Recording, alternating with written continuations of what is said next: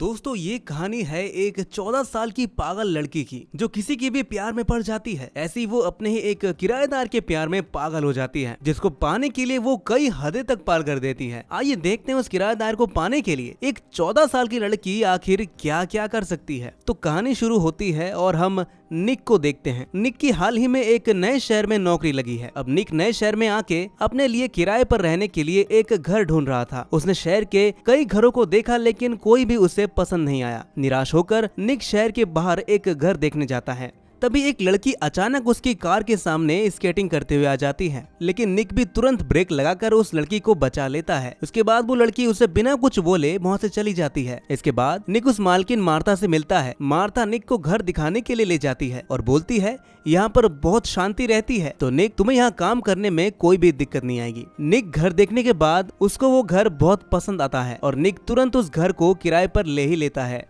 फिर निक धीरे धीरे अपने नए घर में सामान शिफ्ट करवाता है। तभी दोबारा वही लड़की आती है जो निक के कार के सामने आ गई थी, जिसका नाम है एड्रियन। एड्रियन और कोई नहीं बल्कि मार्था की बेटी है। तभी एड्रियन के पास उसकी सहेली शायन आती है। एड्रियन शायन को बताती है कि आज ही मेरी मॉम ने एक नया किराएदार रखा है, तुम जाकर देख कर आओ वो है कौन। अब शायन भागती हुई निक को देखने जाती तो है जो अंदर कुछ शिफ्टिंग का काम कर रहा था। तभी निक भी शायन से बात करने की कोशिश करता है, लेकिन शायन थोड़ी शर्मा कर वहां से चली जाती है। फिर शायन एड्रियन के पास जाती है और एड्रियन शायन से पूछती है तुम्हें वो कैसा लगा, जिस पर शायन बोलती है एड्रियन क्या ही बोलूं यार, वो काफी स्मार्ट है और तुम्हें वो पसंद आ जाएगा। वहीं दूसरी तरफ आज निक का ऑफिस में फर्स्ट डे है और निक फर्स्ट डे पर ही ऑफिस लेट जाता है। तो तभी वहाँ पर एड्रियन वहाँ पर आके उससे पूछती है क्या तुम्हारी कोई गर्लफ्रेंड है या नहीं। फिर निक जवाब देते हुए बोलता है कि तुम सभी बच्ची हो, इन सब बातों में ध्यान नहीं देना चाहिए। लेकिन एड्रियन तो निक को पसंद करने लगी थी और इसीलिए वो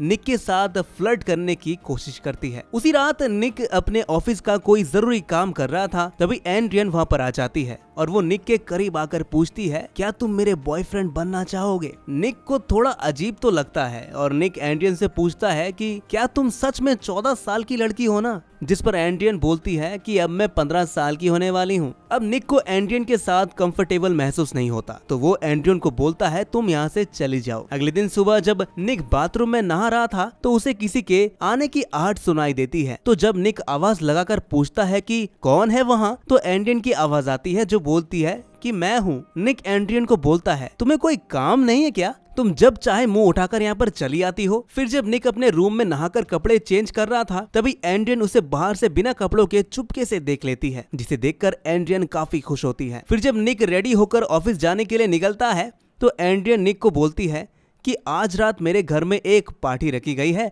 और तुम्हें वहां पर आना ही पड़ेगा। जिस पर निक बोलता है मेरे पास टाइम नहीं है और साथ में मैं अपने काम में बहुत बिजी भी हूँ, अगर मुझे टाइम मिलेगा तो मैं जरूर आऊंगा। निक ये बोलकर अपने ऑफिस के लिए निकल जाता है। इसके बाद जब निक अपने ऑफिस पहुंचता है तो अपने प्रोजेक्ट को देखकर बहुत हैरान रह जाता है। ये वो आर्टिकल फाइल नहीं था जिस पर निक ने दिन रात मेहनत की थी। अब निक को लग रहा था मानो उसका सारा काम बर्बाद हो चुका है और निक सोचता है कि अगर मेरे बॉस ने ये पढ़ लिया तो मुझे नौकरी से निकाल ही देंगे। तभी उसका बॉस उस आर्टिकल को चेक करने आता है और बॉस को वो आर्टिकल बहुत पसंद आता है और निक का बॉस उसे प्रमोट करके मैनेजर का पोस्ट दे देता है। उसी रात निक तैयार होकर एड्रियन के घर की पार्टी में जाता है। वहाँ पर निक की मुलाकात मार्था और उसके हस्बैंड जॉन से होती है। एड्रियन भी वहाँ पर थी जो पियानो बजाकर सबका मनोरंजन कर रही थी। पार्टी चलती रहती है और एड्रियन अकेली बाहर आ जाती है। तभी वहाँ निक भी आकर बोलता है कि एड्रियन तुम काफी अच्छा पियानो बजाते हो और उसकी तारीफ भी करता है। लेकिन एड्रियन निक को बोलता है कि ये सब छोड़ो और ये बताओ तुम्हारे बॉस को वो आर्टिकल कैसा लगा। जिस पर निक बोलता है कि एड्रियन तुमने वो आर्टिकल लिखा था क्या, लेकिन तुम कैसे वो आर्टिकल लिख सकती हो, तुम तो काफी छोटी बच्ची हो। फिर एड्रियन निक से बोलती है कि निक तुम अभी मेरे बारे में जानते ही क्या हो, जिससे निक गुस्सा होकर एड्रियन को डांटने लगता है और एड्रियन निक की बातों से नाराज हो जाती है।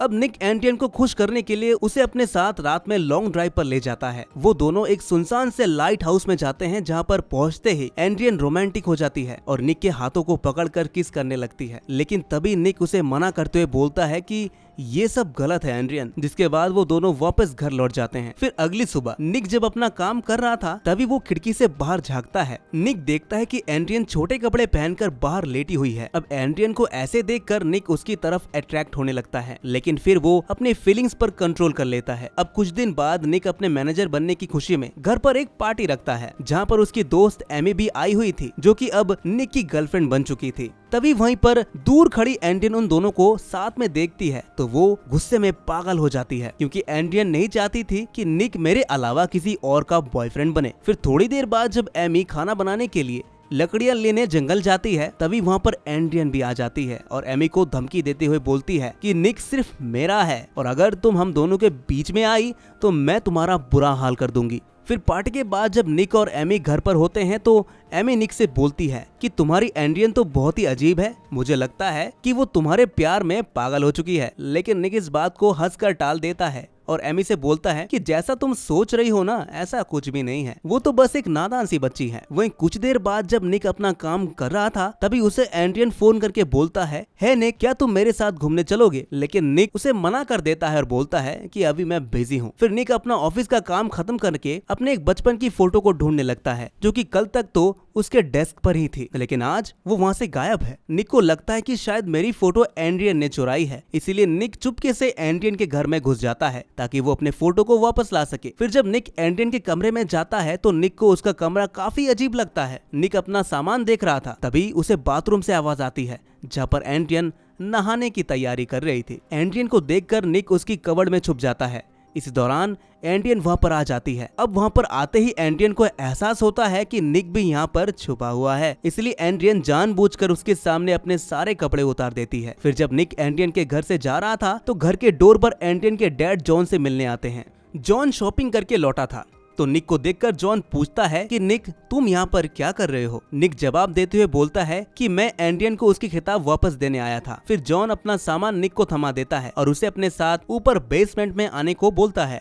बेसमेंट में जॉन निक को एक बड़ा सा खिलौना दिखाकर बोलता है कि ये मैंने एंड्रियन के लिए बनाया है। दोनों बातचीत कर ही रहे थे कि तभी एंड्रियन भी वहाँ पर आती है। फिर जॉन एंड्रियन से पूछता है कि तुमने निक को कौन सी खिताबें दी थी? जॉन की बात सुनकर निक डर जाता है, लेकिन एंड्रियन बोलती है कि मैंने निक को एक लव स्टोरी वाली नॉवल दी थी। एंड्रियन की बात सुनकर निक को थोड़ा राहत मिलता है और वो वहाँ से चला जाता है। थोड़ी देर बाद निक एंड्रियन के पास आता है और निक एंड्रियन से बोलता है, मुझे बचाने के लिए थैंक यू। एंड्रियन बोलती है कि मुझे थैंक यू बोलने की कोई जरूरत नहीं है, मुझे पता है कि तुम मुझसे प्यार करते हो। ये सुनकर निक गुस्सा हो जाता है और बोलता है, देखो एंड्रियन, मैं अभी सब कुछ तुम्हारे लिए क्लियर कर देता हूँ। तुम मेरे लिए बहुत ही छोटी हो और हम दोनों के बीच में ऐसा कुछ भी नहीं हो सकता। निक की बात सुनकर एंड्रियन गुस्सा हो जाती है, लेकिन वो निक को कुछ नहीं बोलती। अगले दिन जब निक अपनी गर्लफ्रेंड को न्यू कार दिखाने ले जाता है तो कार की हालत देखकर वो दोनों हैरान रह जाते हैं, क्योंकि किसी ने निक की न्यू कार को पूरी तरह खराब कर दिया था। कार की खराब हालत देखकर निक समझ जाता है कि ये तो एंड्रियन का ही काम है, इसलिए निक एंड्रियन के मॉम डैड से शिकायत करने उसके घर जाता है। जॉन एंड्रियन से पूछता है कि एंड्रियन, क्या तुमने निक की कार खराब की है?